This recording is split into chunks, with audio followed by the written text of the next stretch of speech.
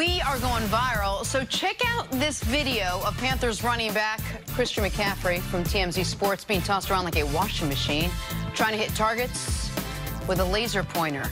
So it's designed to help the brain process information faster, also try not to vomit. See, what do you think of this training method?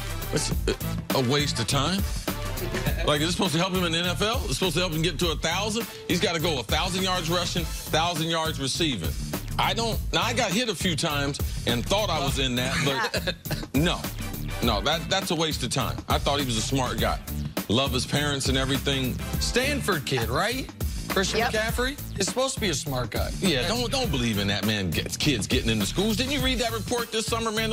Yeah, but I did read that report. I think you graduated from Syracuse. There you go, right there. I think McCaffrey got in on his own merit. But that is, so it's supposed, he's trying to hit things with a laser pointer while spinning? Right. Help his hand-eye coordination or something? Yes. I did one. That's like the defensive tackle. You did it? Hold on. Oh, okay. Oh, let me hear. No, I did it in Philly with Richard Branson. We went to space camp or whatever for, you know, the grown-ups, and they put you mean you're not there now? Simulator.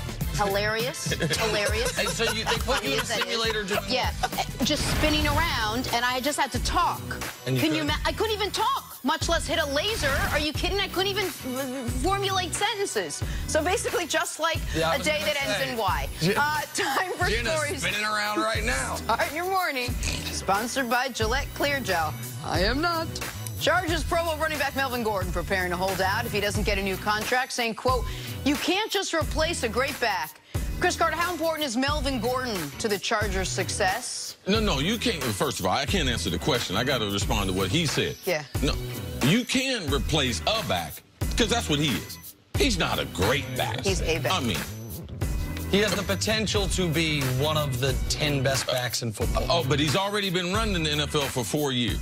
It's not like the NFL. There's not a lot of people that hit their stride when they get about 28, a lot like myself. All right? Most of these guys, by year 3, if they haven't had some type of success, then typically they're not going to have a great career. A running back can be replaced. 16 running backs rushed for over 900 yards. Last year, only 6 of them were first-round picks. So you can do this by committee, off the street, free agents. Many teams still believe that's the way to go. And to Chris's point, he wasn't one of those 16 that rushed for even 900 yards.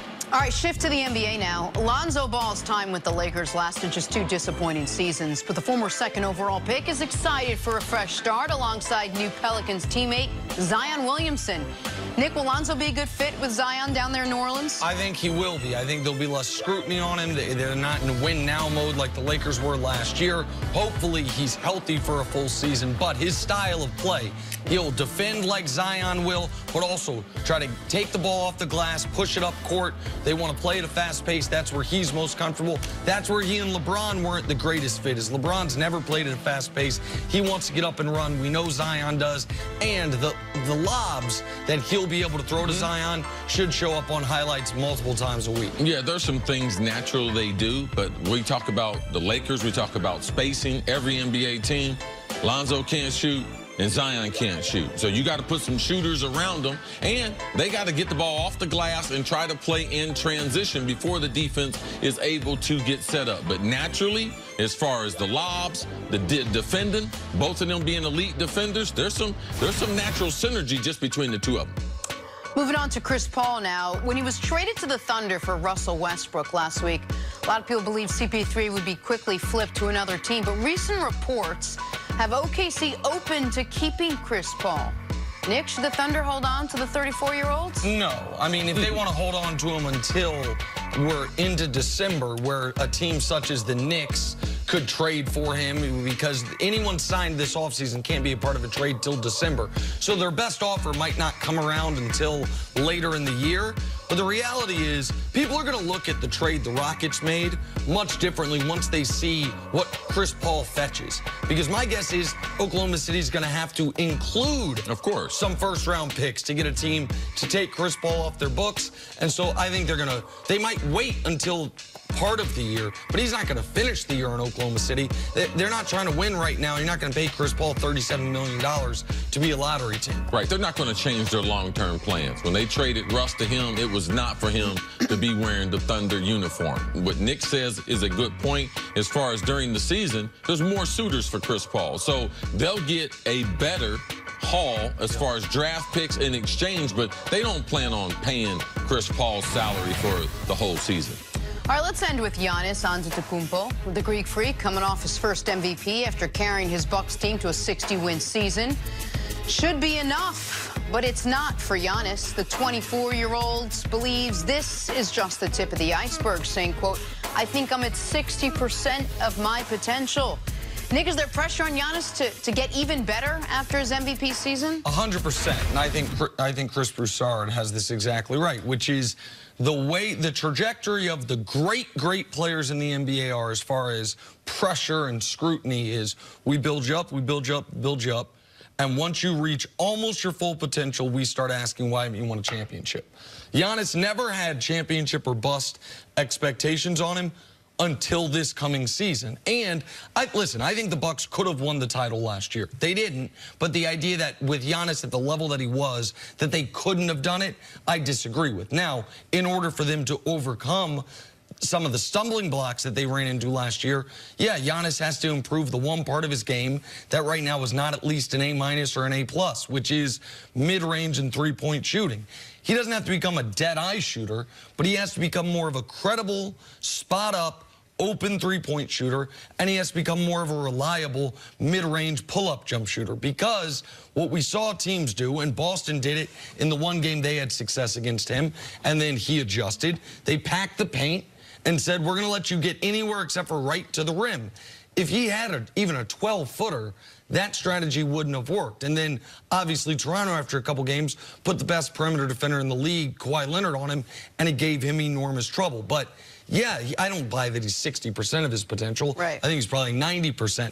But that other 10% all has to do with his shooting touch and his ability to hurt you outside of 8 feet, which is the one level his game is yet to reach. Can he win, though? We talk about the way to win in the league now is two superstars. Can he win, though, if this is what the Bucks look like going into next season without a second big star alongside him? Well, we didn't necessarily say. We're just reporting what's going on in the league. It was about the super team. Kevin Durant leaves, and then now we're like, wow, look at all these dynamic duos. He doesn't happen to have that. He also had what Kawhi had going for him last year as far as a good supporting cast, the system that he can thrive in. But I just think that as fans, we should just be careful as far as exerting pressure on the greatest that do what they do. If we went down the list of the last 10 MVPs in the league, typically, if you have MVP-type talent, you have the type of drive that has driven you to be able to overcome a number of obstacles. So the question is there pressure on him? No, there's not pressure on him.